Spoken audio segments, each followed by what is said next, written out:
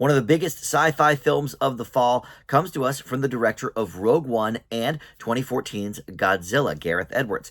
Let's talk about The Creator.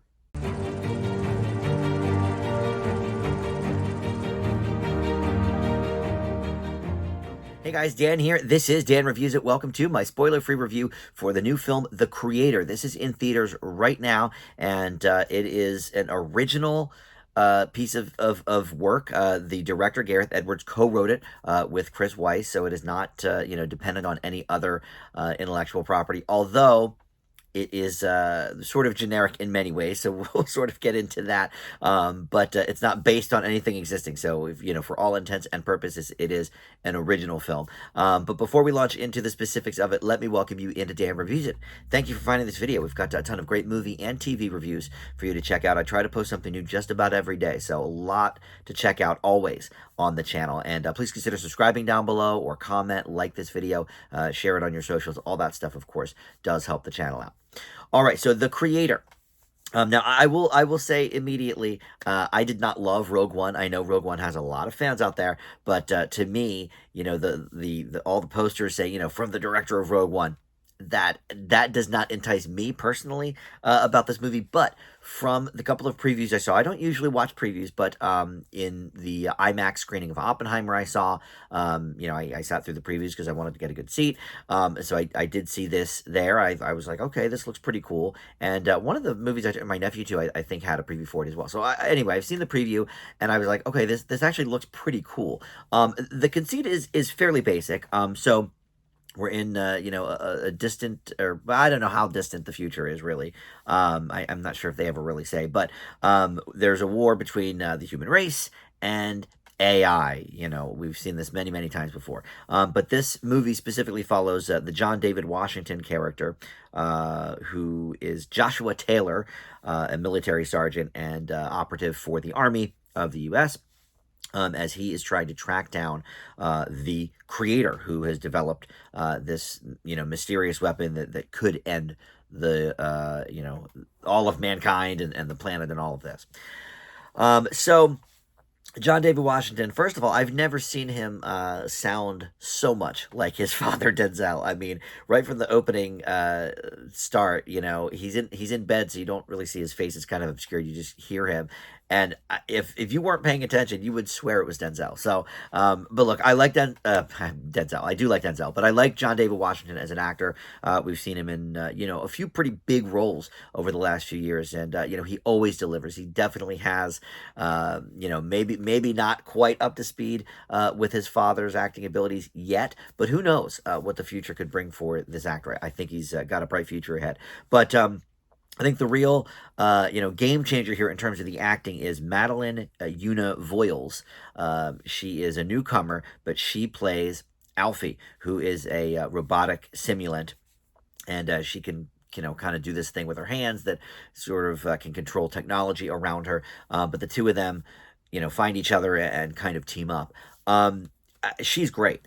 Unfortunately, the dialogue lets her down many, many times over, which we'll get into. So let's keep it on the positive here. We've got, some good performances there from the two leads. Allison Janney, gives us a pretty decent performance. There's actually a lot of people in this that you will know. Ken Watanabe, Gemma Chan is in this. But visually is where this movie really shines, and I think that's sort of the point that all the trailers were kind of getting at, and the fact that it's in IMAX and all of this. Visually, this movie is stunning. It's gorgeous to look at. The set pieces are beautiful. There's a lot of things visually going on, and the world building itself is okay, but again, that's a script issue that we can get into. But looks beautiful, and I learned actually, as I was, right after I watched the movie, I was looking up, a couple things about it, and they made this movie for $80 million, which is incredible because it looks so good. Obviously, it is taking some cues from, James Cameron and sort of that Avatar universe, just in the world building and all of that stuff. It's not as visually stunning as Avatar. I don't want to leave you with that impression. But the fact that this movie was made for a third of the budget of most big budget blockbusters, Indiana Jones and the Dial of Destiny, the Mission Impossible movies, all these movies that rely on heavy CGI, anything in the Marvel universe or the DC universe lately. It's all green screen and let's put the actors, against a wall and we'll just add everything in. Gareth Edwards did not want to do that, and my God, do I appreciate that. Unfortunately, the tepid box office returns. I think it made 15 million its opening weekend. Third place after Saw X and Paw Patrol. Disney and Fox cannot be too super happy about that. But I think this thing will have legs. I think the word of mouth will be pretty decent on it, and I think overseas it will make a lot of money. So hopefully it makes its money back, and the studios can say, oh, okay, well, maybe we don't need to spend $300 million on a movie, when we can spend 80 and have it look this good. What Edwards did was nothing nothing short of a miracle when you consider that most of the big budget blockbusters that don't look as good as this, cost 3 to 4 times as much. So I have to give it huge props for that. Now let's talk about the negatives, which there are several.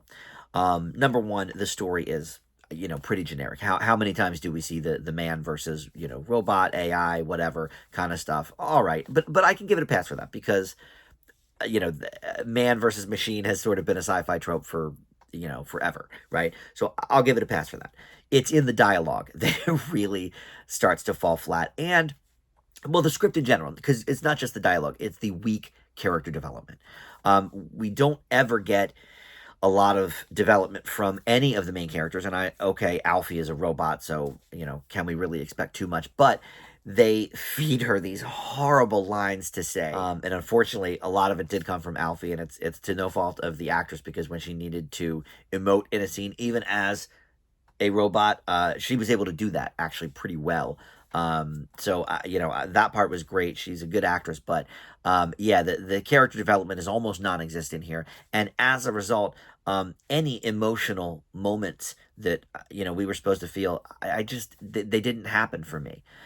So in terms of an emotional response to this movie, I didn't really have much of one. Now I will say the score by Hans Zimmer is great, although they used it a little too much to try and evoke emotion that perhaps is not there because of a weak script.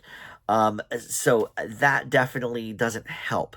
But look, overall, I enjoyed this movie. And like I said, yes, it is, generic sci-fi tropes and everything thrown into a blender and coughed up onto the screen.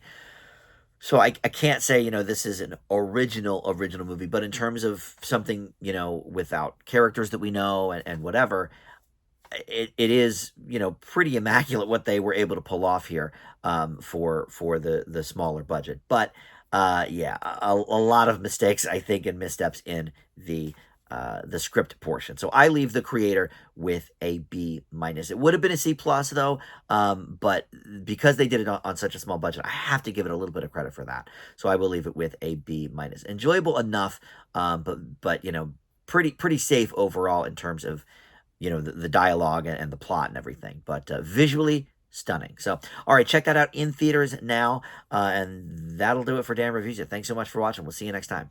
Bye.